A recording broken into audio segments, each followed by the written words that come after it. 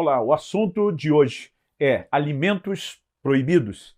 E não, esse não é um vídeo sobre dieta alimentar.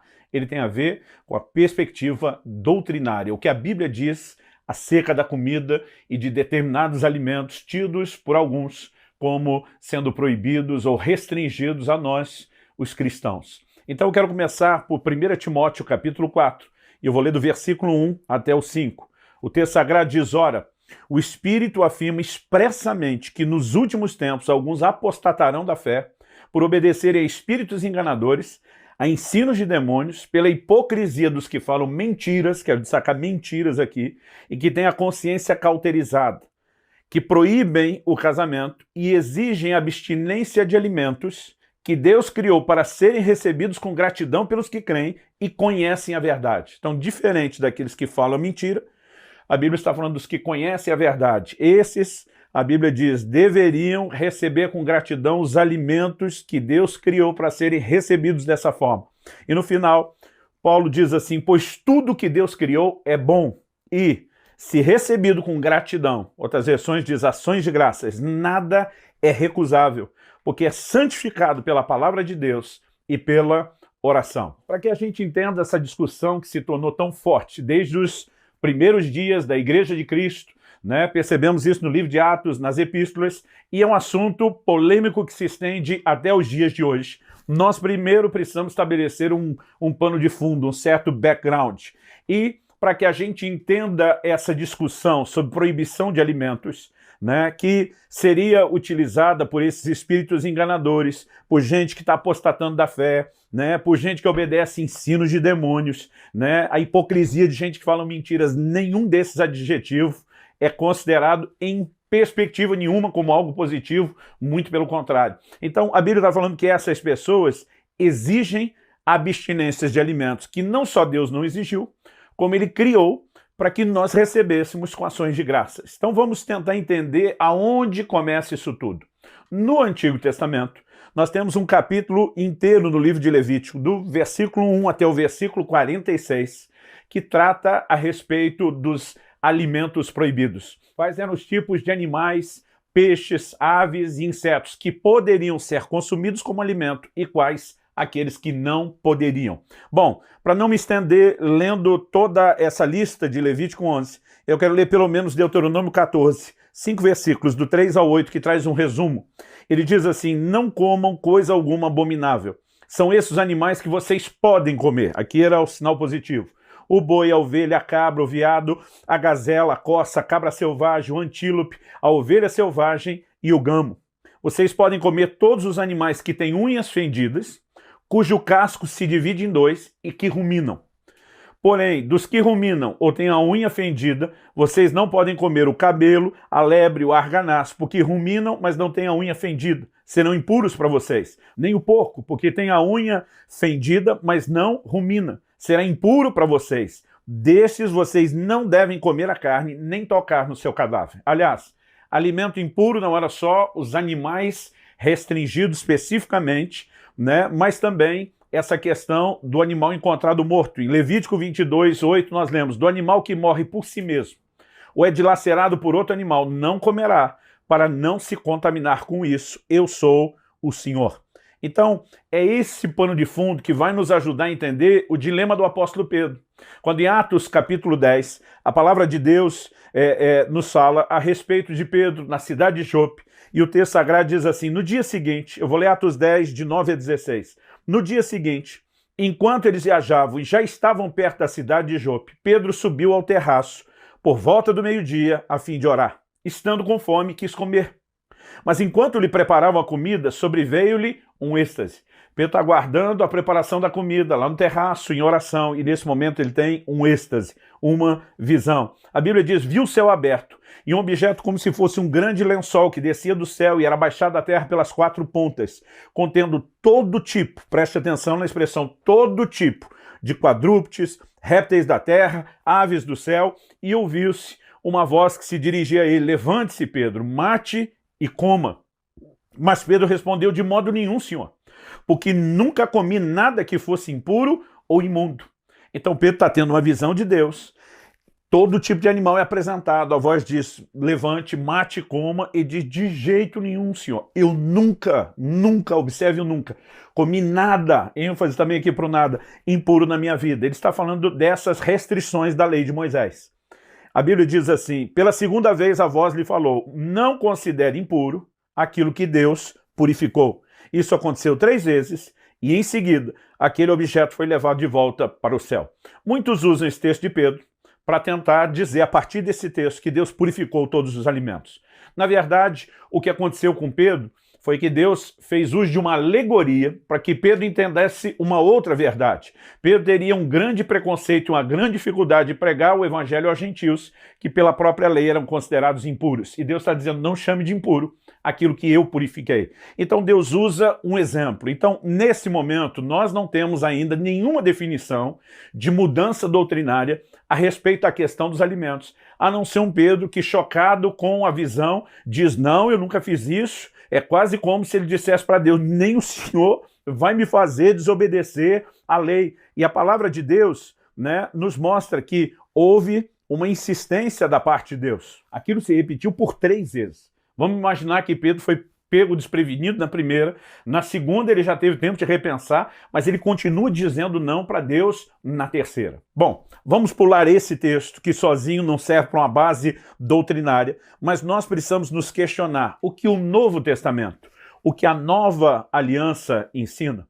Então a Nova Aliança veio trazendo um tempo de mudanças e reformulações em relação à lei do Antigo Testamento. Em Hebreus, no capítulo 9, o versículo começa ao citar detalhes do funcionamento do tabernáculo, de como se processava o culto. O texto começa dizendo, isso é uma parábola para a época presente, uma alegoria, uma ilustração, ou, como falamos na teologia, há uma tipologia por trás desse ensino. E aí ele entra no verso 10 dizendo, pois não passam de ordenanças da carne, baseadas somente em comidas, bebidas e diversas cerimônias de purificação, impostas até o tempo oportuno de reforma. Então, é importante que a gente entenda que a própria Escritura reconhece que essas determinações da lei tinham um prazo de validade, impostas até o tempo oportuno de reforma.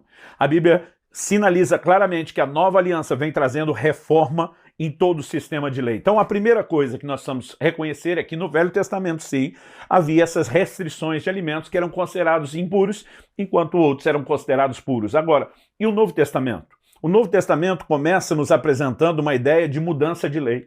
Hebreus capítulo 7, versículo 12 diz, onde a mudança de sacerdócio, a mudança de lei. Todo o livro de Hebreus constrói uma linha de raciocínio mostrando que o sacerdócio de Cristo, segundo a ordem de Melquisedeque, é superior ao sacerdócio levítico que predominou na velha aliança. Todo o livro de Hebreus aponta para essa mudança de sacerdote e apresenta Jesus agora como nosso sumo sacerdote. E a Bíblia diz, mudou sacerdócio, mudou lei. Então nós precisamos entender essa dinâmica da mudança de lei. Romanos 10,4 diz que o fim da lei é Cristo. Não está falando que todo e qualquer tipo de lei, mas de forma muito específica, a lei de Moisés, com todos os seus rituais, com todos os seus detalhes, que, como lemos, foram impostas até um tempo de reforma. Em Gálatas, no capítulo 3, dos versículos 23 a 25, Paulo nos ajuda a distinguir o antes e o depois de Cristo. Ele diz, mas antes que viesse a fé, estávamos sob a tutela da lei e nela encerrados, para que essa fé que no futuro haveria de ser revelada. De maneira que a lei se tornou nosso guardião, outras versões dizem o aio, para nos conduzir a Cristo, a fim de que fôssemos justificados pela fé. Mas agora que veio a fé, já não permanecemos subordinados ao guardião. Todos esses textos claramente apontam uma mudança, né? Não em relação aos valores, né, morais, aos mandamentos, né, que podemos tratar dessa forma, como mandamentos morais, que eles perduram. Então, por exemplo, Deus puniu o homicídio antes da lei de Moisés, estabeleceu um mandamento em relação a isso antes da lei de Moisés. Durante a lei de Moisés, isso foi sustentado. E depois, na manifestação da graça, a Bíblia diz, né, que os homicidas não podem herdar o reino de Deus. Então nós temos determinadas leis que estão acima desses ritos do Velho Testamento. Então vamos focar nisso. Hebreus capítulo 13, versículo 9, diz assim, e não se deixem levar por doutrinas diferentes e estranhas, porque o que vale é ter o coração confirmado com graça e não com alimentos, que nunca trouxeram proveito aos que se preocupam com isso. Ele não está dizendo que lá na antiga aliança, quem obedeceu a Deus não teve proveito nenhum que foi feito. Mas, obviamente, ele está dizendo que isso não gerava acréscimo. Todas essas coisas eram símbolos de bens vindouros. Na verdade, o Senhor Jesus, e nós precisamos transicionar e entender o que a nova aliança diz, o Senhor Jesus abordou esse assunto. No Evangelho de Marcos, no capítulo 7, eu quero ler do versículo 14 até o 19, a Bíblia diz assim: e convocando outra vez a multidão, Jesus disse, escutem todos e entendam. Normalmente, quando Jesus diz escutem, entendam, ele quer uma atenção diferenciada do restante dos seus ensinos, que são todos importantes, mas aqui, de alguma forma, ele está destacando algo. O Senhor Jesus diz, escutem e entendam, não existe nada fora da pessoa que entrando nela possa contaminá-la. Está falando de comida, de alimento. Alimentos impuros contaminavam as pessoas que o ingeriam. Ele diz, mas o que sai da pessoa é o que a contamina. Então o Senhor Jesus disse, se alguém tem ouvidos para ouvir, ouça. De novo ele está dizendo, prestem atenção. Quando entrou em casa, deixando a multidão, seus discípulos interrogaram a respeito da parábola. E Jesus lhes disse, então vocês também não entendem? Não compreende que tudo que está fora da pessoa, entrando nela, não a pode contaminar? Porque não entra no coração dela, mas no estômago, e depois é eliminado. Então Jesus está falando de alimento, entra no estômago e depois é eliminado. E assim, diz o verso 19, Jesus considerou puros todos os alimentos. Vou repetir, e assim, Jesus considerou puros todos os alimentos. Nós precisamos entender que quando Jesus diz um novo mandamento vos dou, ele está anunciando não só a mudança de sacerdócio, mas a mudança de lei. Quando ele repete por várias vezes, ouviste o que foi dito aos antigos, ele menciona a lei de Moisés, para logo depois dizer, eu porém vos digo, é evidente que o tempo todo ele está dando um upgrade, uma atualização nos mandamentos. E agora, Jesus estabelece um padrão e considera todos os alimentos puros. Esse é só o começo da conversa. Vamos seguir. Em 1 Coríntios, no capítulo 10, no versículo 25, e a maior parte dos textos que tratou melhor do assunto são textos dirigidos, em especial, aos gentios. Porque um problema que houve no início da igreja é que os judeus convertidos tentavam judaizar os gentios, os não-judeus que se convertiam. Infelizmente, esse tipo de erro acontece e muito dentro das igrejas até hoje. 1 Coríntios 10, 25, Paulo diz, comam de tudo o que se vende no mercado, sem questionamento algum, por motivo de consciência. Então ele está dizendo, você não precisa questionar que animal que é, você não precisa questionar a procedência. Se você olhar o contexto, ele vai ver que até culto a ídolos pode estar envolvido, o que muitos consideravam então uma carne contaminada, abominável. Ele diz, comam de tudo. Traduzindo, falando num português, numa linguagem moderna, liberou geral. É isso que ele está dizendo. Vamos continuar. Em Romanos 14, também versículo 14, Paulo diz, eu sei, estou persuadido no Senhor Jesus, de que nada, destaque para a palavra nada, nada é impuro em si mesmo, a não ser para aquele que pensa que alguma coisa é impura, para esse é impura. No capítulo 14, ele vai falar de pessoas que são fracas, débeis na fé, de gente que acaba pecando, porque o que não procede da fé é pecado. Então ele diz, se a pessoa acreditar nisso e violar sua consciência, então sim, ela se contaminou. Mas o que ele está nos mostrando é que, como padrão, esse tipo de alimento diferente, antes restrito, agora não é considerado proibição e nem tampouco contaminação. E diz nada impuro em si mesmo. A não ser que, equivocado por uma crença errada, a pessoa acreditando nisso, de fato, tenha que lidar com a realidade da impureza. Depois, no mesmo capítulo 14 de Romanos, agora eu vou ler dos versículos 19 a 21, Paulo diz, assim, pois, sigamos as coisas que contribuem para a paz e também as que são para edificação mútua. Não destrua a obra de Deus por causa da comida. Todas as coisas, na verdade, são puras. Mas, vou repetir, todas as coisas, na verdade, são puras. Ele diz, mas não é bom quando alguém come algo que causa escândalo. Ou seja, o que Paulo está dizendo é que nós temos direito a comer qualquer coisa, mas nem todo mundo tem a mesma consciência. E para entender isso, nós vamos gastar tempo lendo todo o capítulo. Você tem que começar já dos primeiros versículos de Romanos 14, quando ele diz, um acredita que pode se comer de todas as coisas, outro acredita que só pode comer vegetais, legumes. Ele vai chamar esse, que acredita na restrição de alimento, de débil na fé. Mas Paulo está dizendo, respeite ele. Em outras palavras, ele está dizendo, se ele não tem o conhecimento bíblico, você também não precisa, em nome do seu conhecimento, da sua liberdade, atropelá-lo. Então Paulo está dizendo, ao mesmo tempo que nós temos que levantar uma bandeira de mostrar a doutrina bíblica do que é certo e errado, e não deixar a gente botar um rótulo de proibido em algo que não tem, por outro lado ele está dizendo, às vezes nós temos que abrir mão do que nos é direito, para também não causar escândalo. Então vamos continuar. E diz, não destrua a obra de Deus por causa da comida. Todas as coisas, na verdade, são puras. Novamente ele repete isso, mas não é bom quando alguém come algo que causa escândalo. É bom não comer carne, nem beber vinho, nem fazer qualquer outra coisa que leve um irmão a tropeçar. Esse é um aspecto, né, que nós precisamos levar em conta. O que é pecado é fazer o irmão tropeçar e não necessariamente a comida que é ingerida. Podemos levar em conta ainda 1 Coríntios capítulo 8, versículo 8, quando ele diz, não é a comida que nos torna agradáveis a Deus, pois nada perderemos se não comemos e nada ganharemos se comermos. Então ele está dizendo, espiritualmente falando, não faz a menor diferença, né, diante de Deus, para agradar a Deus, não há nenhum tipo de lucro e nem de perda comendo ou não comendo. Então, o que nós temos aqui, obviamente, é uma passada de régua muito clara, mostrando que quaisquer restrições que imperaram na antiga aliança, elas foram restringidas na nova. Há determinados grupos que são contrários à carne de porco. Tem gente que não é nem por declarações, né, do Antigo Testamento, alguns criam até outras, né, percepções, dizendo não, determinados tipos de animais trazem uma carga espiritual junto e estabelecem restrições que o Novo Testamento não estabelece. Agora preste atenção, não estou dizendo que você não deva comer de forma inteligente e buscar aquilo que é saudável.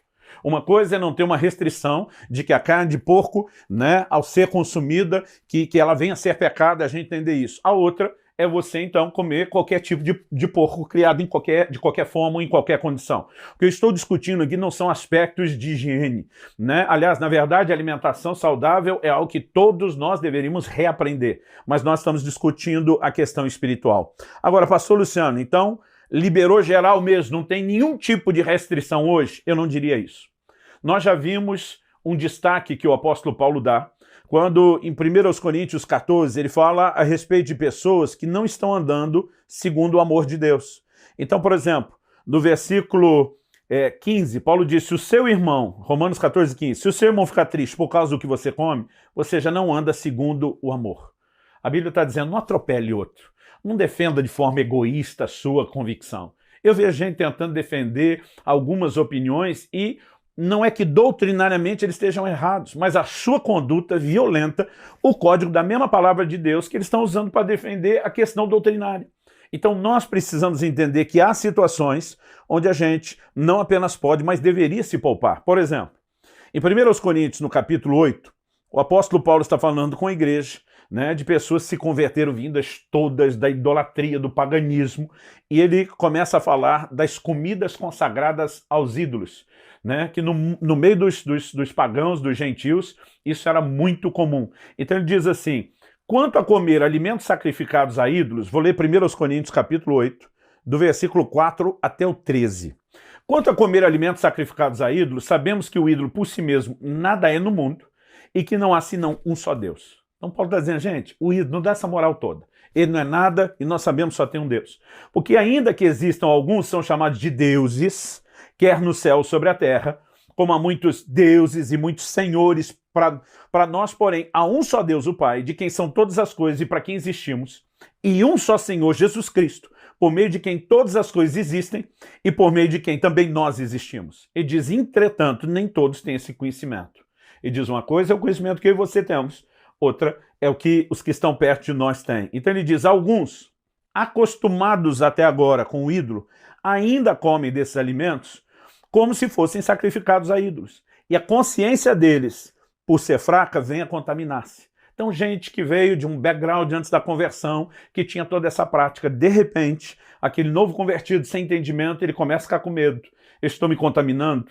Eu estou espiritualmente falando, me prostituindo, né? Agora, a palavra de Deus diz o seguinte, não é a comida que nos torna agradáveis a Deus, já lemos isso antes, pois nada perderemos se não comemos e nada ganharemos se comemos, mas tenham cuidado para que essa liberdade de vocês não venha, de algum modo, a ser tropeço para os fracos. Então a advertência aqui, igual a Romanos 14, é clara. Aí depois ele diz, porque se alguém enxergar você, que tem conhecimento, sentado à mesa no templo de um ídolo, Será que a consciência do que é fraco não vai ser induzida a participar de comidas sacrificadas a ídolos? E assim, por causa do conhecimento que você tem, pede-se o irmão fraco pelo qual Cristo morreu. E desse modo, pecando contra os irmãos, ferindo a consciência fraca que eles têm, é contra Cristo que vocês estão pecando. E por isso, se a comida serve de escândalo ao meu irmão, nunca mais comerei carne, para que não venha escandalizá-lo. Então Paulo está dizendo, não existe uma restrição sobre alimentos específicos, mas existe uma restrição sobre uma conduta errada para defender alimentos certos. Então, além disso, uma segunda coisa que eu e você precisamos entender, né? Essa declaração, eu já li Romanos 14, e eu quero insistir, esse ponto é importante. Se o teu irmão ficar triste por causa do que você come, você já não anda segundo o amor. Não faça perecer por causa daquilo que você come aquele por quem Cristo morreu. Não seja, pois, difamado aquilo que vocês consideram bom.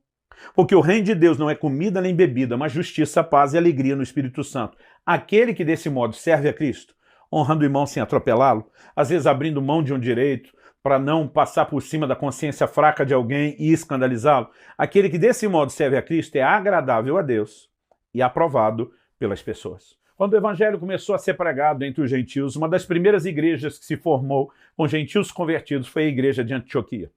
Atos capítulo 11 nos mostra que os apóstolos enviam Barnabé para cuidar dessa nova igreja e liderá-la. Barnabé, em determinado momento, busca Paulo, agora convertido, e o leva para ser parte da sua equipe ministerial na igreja de Antioquia. Até que em determinado momento, Atos 15 nos mostra que certos judeus desceram de Jerusalém, tentando judaizar os gentios que haviam se convertido, tentando exigir que eles se circuncidassem, se sujeitassem aos ritos da lei do Velho Testamento. Eles se posicionam, se levantam para defender a salvação pela graça mediante a fé.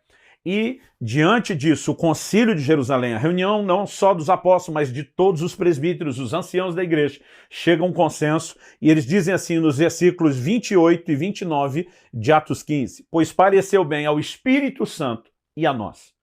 Não são apenas eles usando o nome do Espírito Santo, mas o Espírito Santo inspirou a escrever que eles entenderam que isso vinha do Espírito Santo. Pareceu bem ao Espírito Santo e a nós não impor maior encargo além dessas coisas essenciais. Então está dizendo, não tem que circuncidar, não tem que preocupar com observar a lei. Eles dizem só essas coisas essenciais. Quais? Que vocês se abstenham das coisas sacrificadas a ídolos. Mas Paulo diz que não é necessariamente problema, ok, mas eu posso me abster não pela comida ou nem pelo ídolo em si, mas por causa do outro irmão. Que vocês se abstenham das coisas sacrificadas a ídolos. 2, bem como do sangue.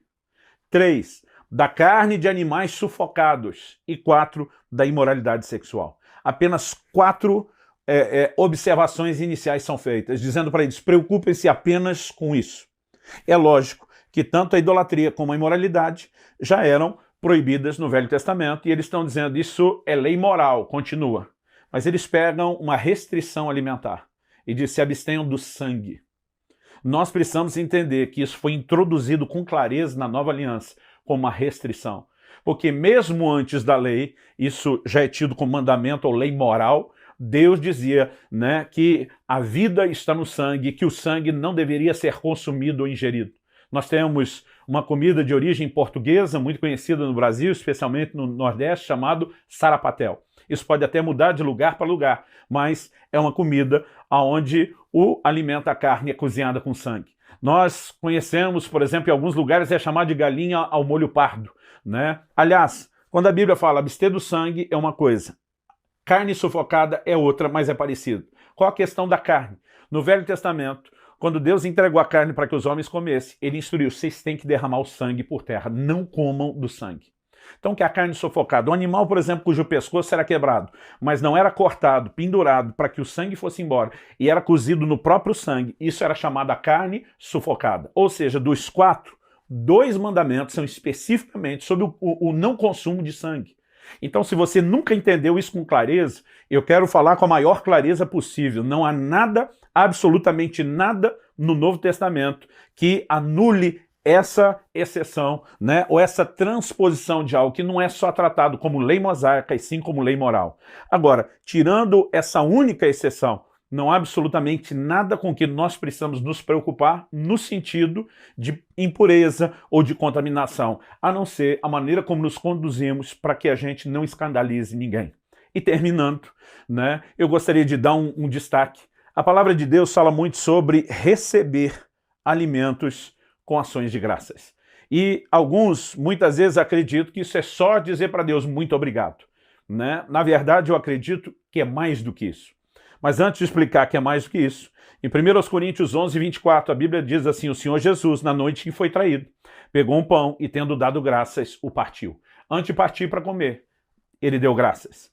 Em Mateus 15, 36, a Bíblia diz: Jesus pegou os 7 pães e os peixes e, tendo dado graças, antes da multiplicação, os partiu e deu aos discípulos, e esses distribuíram ao povo. Era um hábito comum de Jesus dar graças. Paulo, em Atos 27, 35, quando está naquele navio, né, na iminência de um naufrágio que vai parar, o povo vai todo para a ilha de Malta depois, a Bíblia diz que Paulo, pegando um pão, deu graças a Deus na presença de todos, e depois de partir, começou a comer. Eu acredito que essa oração, ela envolve mais do que só dizer um muito obrigado. A palavra de Deus diz que os alimentos que Deus criou são para ser recebidos com gratidão pelos que creem. A Bíblia diz em 1 Coríntios 6 que Deus fez o estômago para receber os alimentos e os alimentos para serem recebidos no estômago.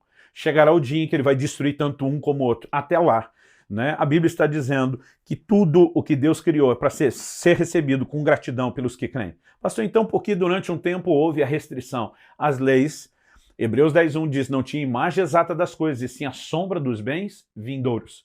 De alguma forma Deus estava sinalizando que eu e você, um dia na nova aliança, atualmente, teríamos que nos preocupar com o que nos alimentamos. Ele não estava falando só de buscar uma alimentação saudável, favorável ao corpo. Jesus, na verdade, estava falando de coisas das quais nós literalmente nos alimentamos, mas não entram no estômago, vão no coração.